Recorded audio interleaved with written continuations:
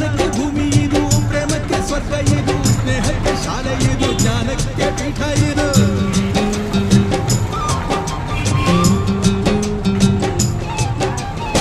ಕಾವ್ಯಕ್ಕೆ ಕಲ್ಪ ಇದು, ಶಿಲ್ಪಕ್ಕೆ ಕಲ್ಪ ಇದು, ನಾಟ್ಯಕ್ಕೆ ನಾಡಿ ಇದು, ನಾದಾಂತರಂಗವಿದು.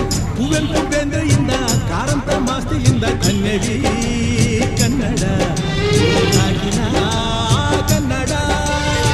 ಹುಟ್ಟಿದರೆ ಕನ್ನಡ ನಾಡ ಹುಟ್ಟಬೇಕು, ಮೆಟ್ಟಿದರೆ ಕನ್ನಡ ಮಣ್ಣ ಮೆಟ್ಟಬೇಕು.